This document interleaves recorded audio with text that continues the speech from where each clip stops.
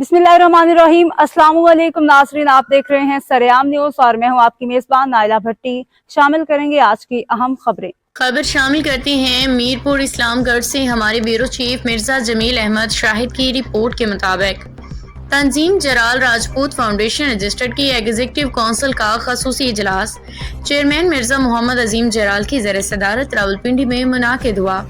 इजलास में तंजीम के जनरल काउंसिल के इजलास के हवाले से मुशावरत की गई।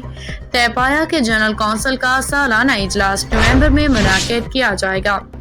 फाउंडेशन के मालियाती मामलात को मुस्तहकम करने के लिए तमाम अहबाब को ताकीद की गई कि वो अमूमी इमदाद के अलावा अपनी ज़ुकात लाजमी तौर पर फाउंडेशन को अदा किया करें। इजलास में पहले से तय शुदा माली इमदाद को जारी रखने के अलावा माइक्रो फाइनेंसिंग बराए खवातीन पे खसूसी तवज्जो दे के उन्हें अपने पाँव पे खड़ा करने को फोकस करने का भी फैसला किया गया। नीज यतीम बच्चों की तालीम और तरबियत पे भी खसूसी तवज्जो का फैसला किया गया।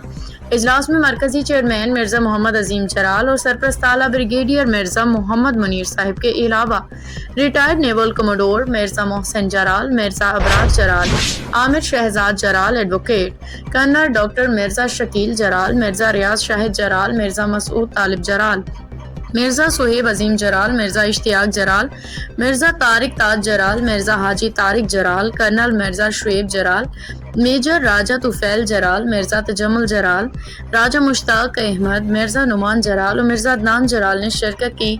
मिर्जा तजम्मुल जराल